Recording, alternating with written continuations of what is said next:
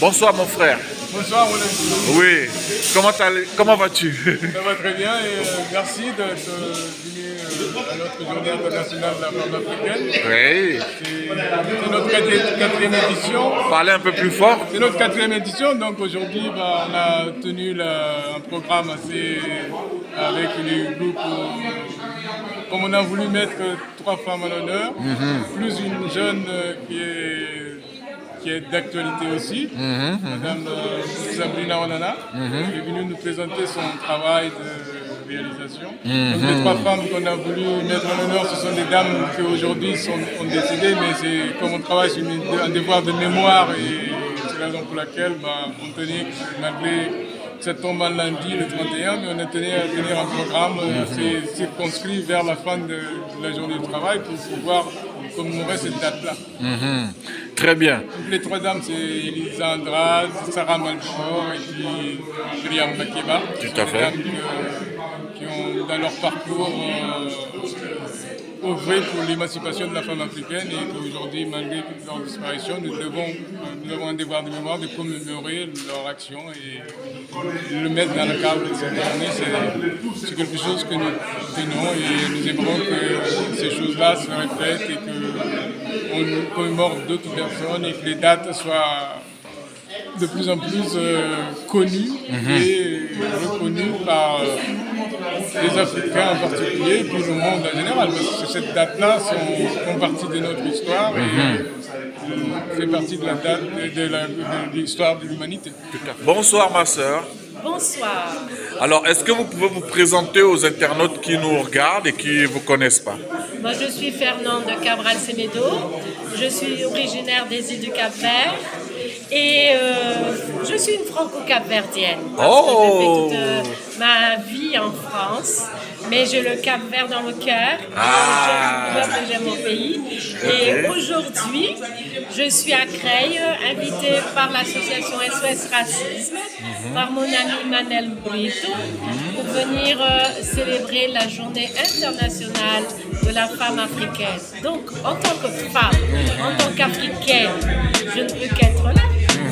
Voilà.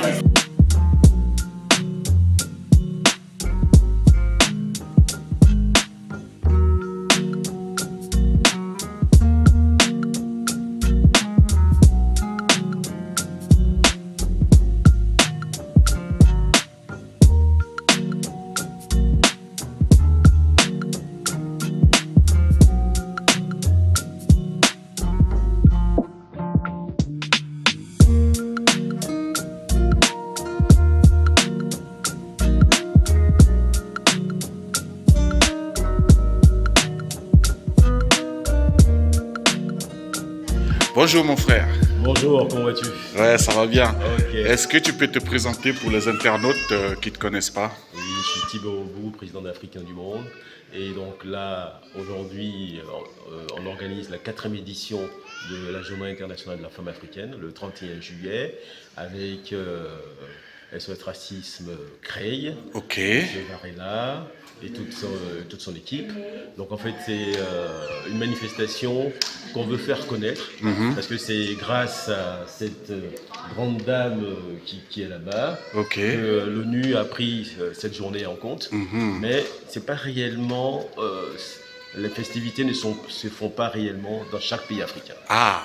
Donc parce qu'il y a des dates que chaque pays prend, qui fait que ce soit le 28 et tout ça. Donc du coup, le 31 est un peu délaissé. Et ce soit le 28 mars. Donc c'est un peu très loin. D'accord. Donc du coup, cette journée du 31, qui a vraiment toute sa résonance et toute sa portée symbolique, parce qu'elles se sont battues à Wakaïta, elles se sont vraiment battues pour avoir cette journée, pour montrer un peu tout ce que les femmes africaines ont réalisé tout au long de leur parcours social, institutionnel et militant. Tout à fait. Juste pour rappeler.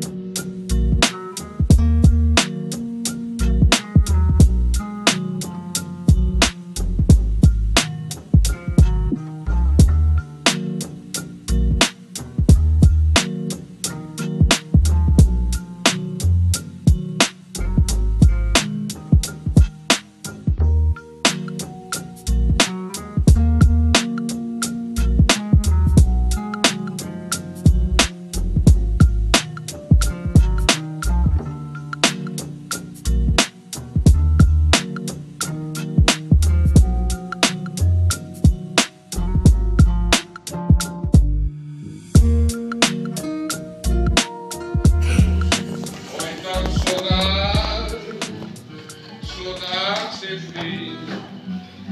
Petit pays, je t'aime beaucoup. Petit, je l'aime beaucoup. Lá nasceu o boi estrela que canta brilhar e na mão meu Maria que canta molhar. Espanhol mesmo fora, só Rochima, terra boa, cheia de amor. Em Monas tem foladeira, terra boa, cheia de solar. Tem batuque, funaná, foi tanto saudade, saudade, saudade. Foi tão saudade, saudade sem fim. Petit pays, je t'aime beaucoup. Petit, je l'aime beaucoup. Le saudade.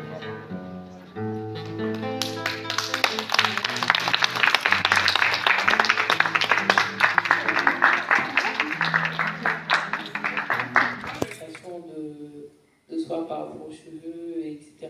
C'est des choses que j'ai vécues, bien évidemment, donc, pendant une grande partie de mon enfance et de mon adolescence, plutôt adolescente d'ailleurs. Je défrisais pas mes cheveux parce que je ne connaissais même pas ces techniques vu que j'ai grandi avec ma mère qui est blanche, donc j'allais chez le même coiffeur qu'elle et il nous laissait les cheveux toutes les deux. Donc bien évidemment, quand il me voyait moi arriver, il se disait oula, il faut faire la même chose sur sa tête aussi avec ses cheveux. Donc j'ai passé plusieurs années comme ça à vouloir absolument avoir les cheveux lisses. Et quand je suis arrivée en France, justement, c'est là que j'ai découvert les salons de coiffure afro et donc tout ce qui est tissage, etc. C'est-à-dire que moi j'ai grandi sans connaître toutes ces choses. Et donc là je me suis dit waouh, mais j'ai trouvé ce qu'il me faut quoi. Parce que effectivement, quand je lissais mes cheveux, il suffisait une goutte de pluie que ça gonfle, etc. Donc là je me disais ça y est, là, plus qu'à coudre les mèches sur ma tête et j'aurai les cheveux lisses et longs. Après c'est bon, moi aussi j'ai eu le déclic et c'est fini, maintenant j'en veux quasiment plus. Les tissage j'en veux plus du tout, extension, tant de tresses même, ça c'est devenu rare. Et donc ayant déjà fait un reportage sur les afro-italiens, mais hommes et femmes, mais les interviews que j'avais fait avec les femmes, dans les interviews que j'avais fait avec elles, il y avait ces questions-là qui émergeaient. Et donc j'ai voulu aussi faire ça, mais en France.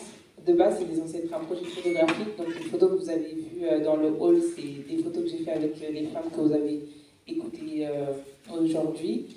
Et finalement, elles avaient tellement de choses à dire que j'ai pris ma caméra aussi pour tourner. Et donc on a tourné et ça a donné ce film. Bon, vous ne l'avez pas vu en entier, malheureusement, mais vous avez écouté une bonne partie des témoignages. Merci beaucoup. Ça c'est le micro, vous avez fait ça, c'est ça? Oui.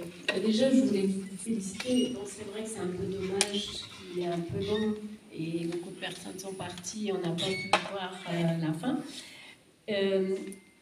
C'est une question toute simple. Où est-ce qu'on peut visionner le film? Où est-ce qu'on peut le voir du début jusqu'à la fin? Est-ce que vous êtes disponible pour, comme des moments comme celui-ci, venir projeter le film? Mais bon, il va falloir prévoir le temps nécessaire pour pas que les gens soient surpris et débattre sur ça. Et effectivement, c'est d'actualité parce que la femme africaine a pris une certaine conscience de sa beauté.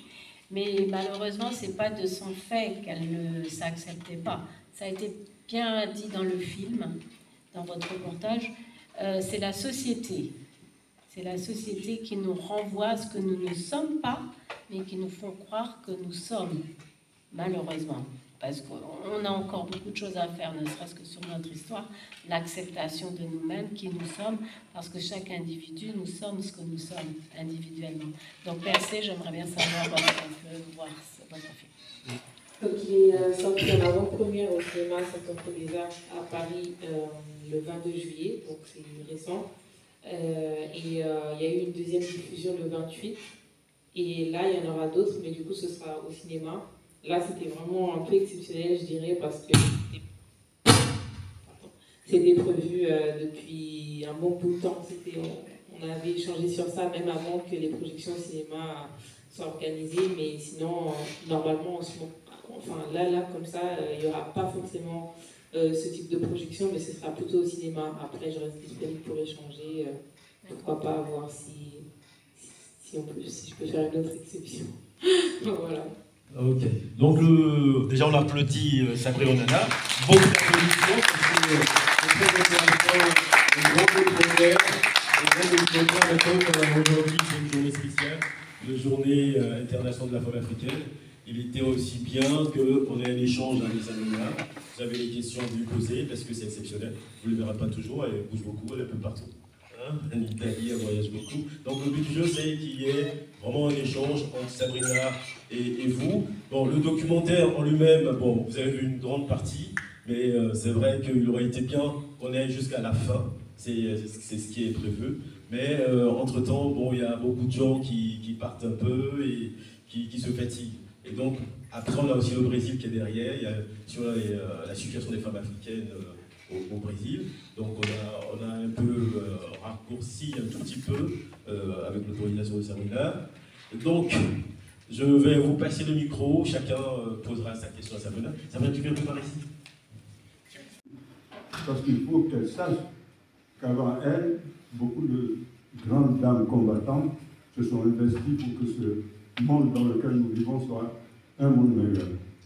Et vous savez, quand j'ai connu Myriam Makeba, jeune journaliste, en Guinée, elle a dit, vous les journalistes, partout où vous devez aller, essayez d'expliquer que nous, les femmes, nous n'avons pas de fusil. Nous ne prenons pas de couteau. Nous, on se bat avec notre cœur, avec notre corps, avec notre âme. Monsieur les journalistes, ce message, c'est ce qu'il faut amplifier. Et parce que nous sommes fidèles à la parole des combattants, l'Union internationale des journalistes africains a créé le trophée Myriam Makeba. Alors, le trophée Myriam Makeba, on l'attribue à toutes les combattantes, même si Jeanne d'Arc était encore vivante, parce qu'elle s'est battue. Vous le savez bien, vous, Français, dans l'histoire, comment Jeanne d'Arc a été brûlée vive à Rouen, par les envahisseurs de l'époque. Même si Jeanne d'Arc était vivante, on aurait pu lui attribuer le trophée Myriam Makeba du combat et de l'espérance. Donc, nous avons créé le trophée Myriam Makeba de la bonne gestion, de l'entente, de l'unité, de la justice. Et ce trophée a été remis devant une autre grande dame qui s'appelle Madame Wali Boumedienne, Anissa Wali Boumedienne. C'est la première dame d'Algérie. Elle s'est déplacée. Elle est venue. On a remis le trophée à une autre Algérienne qui s'appelle Louisa Mamel. Mais quand j'ai reçu l'invitation, j'ai dit à Mme Wali Boumedienne, c'est dommage, j'aurais pu vous faire venir ici pour qu'à la fois vous parlez de votre expérience, de votre façon de voir l'avenir, à la communauté des femmes de Creil, mais aussi, bien sûr, à la communauté des hommes de Creil, aux autorités de Creil. On était très bien. Seulement, vous savez, elle a un certain âge, on ne peut pas la faire indéfiniment déplacée. Donc, le combat ne fait que commencer. Ce que ces grandes dames ont fait à l'époque, c'était contre toutes sortes d'injustices, toutes sortes d'assujettissements, comme ça s'est passé très longtemps dans ce monde.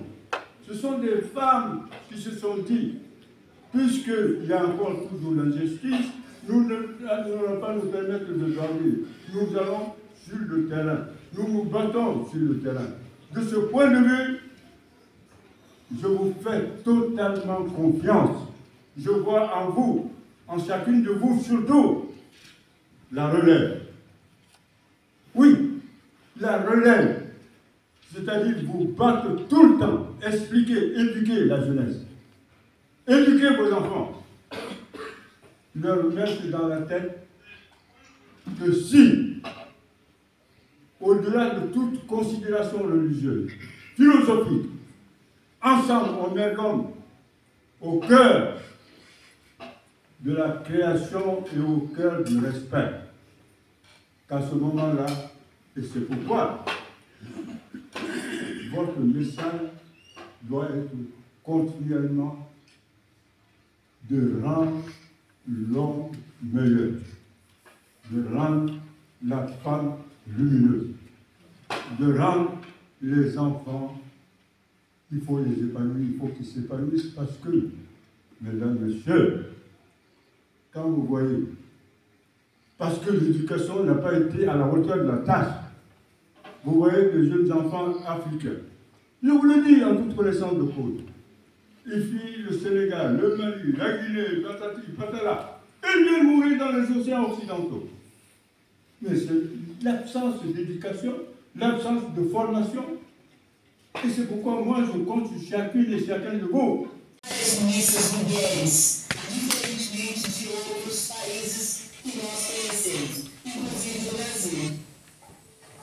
Voilà. Donc c'était la partie politique que je vous disais que j'allais entendre un peu plus tard. C'est que on peut dire ce qu'on veut, mais si on remarque bien, on a beaucoup plus de femmes au pouvoir dans des pays africains que vraiment dans l'Europe. Donc déjà là, la différence, même au Brésil. Donc tout le reste qu'elle a dit il y a 2 secondes, c'est ce que je vous ai parlé, la partie physique, la partie culturelle, et en plus, les femmes noires, elles ont une voix plus puissante, parce qu'elles sont, voilà, elles représentent certains pays, elles sont représentantes de certains pays, donc ce n'est pas, on ne peut pas mettre tout le monde dans le même pays, comme ça, vite fait, juste parce qu'on est des femmes. Ça va rester toujours assez particulier.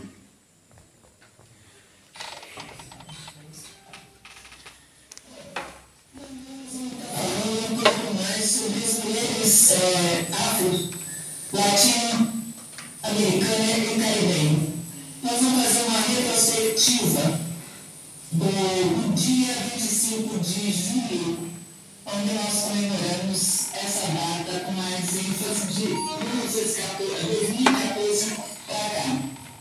Bom, no ano de 1992, na República Dominicana, ia acontecer um grande evento em comemoração ao descobrimento, né, da América.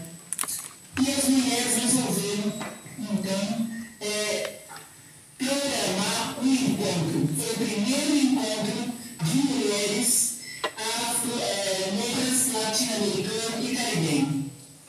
Aconteceu na República Dominicana, na cidade de Santo Domingo.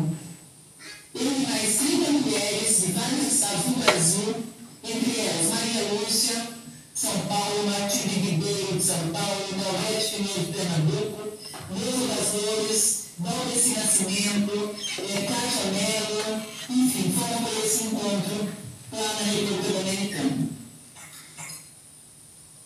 J'ai eu le privilège de participer aux premières rencontres des femmes africaines, sachant que j'étais avec des femmes afro-caribéennes. J'étais avec des femmes latino-africaines, américaines, africaines. Elle ne dit pas afro-américaine, elle fait exprès de dire africaine, américaine. Voilà, elle fait exprès de dire d'abord africaine et après autre. Donc, elle est très fière, elle est très contente que ce jour-là, plus de 30 femmes, aussi de plusieurs États du Brésil, dont Maria Lúcia, que vous avez entendu, Matilde Ribeiro, Inadette Pinheiro, toutes ces femmes-là, avec elles ont été ensemble pour la première fois, pour leur première rencontre, entre le 19 et le 25 juillet de 1992. Donc vous imaginez que son combat n'est pas d'aujourd'hui. On est en 2023. Depuis 1992, elles se réunissent pour qu'aujourd'hui, par exemple, on puisse nous aussi être ici en train de commémorer le 31 juillet, femmes africaines. Voilà. Et comment vous avez trouvé justement le déroulement de cette... quel retour en fait, quelle conclusion vous pouvez tirer justement de cette journée?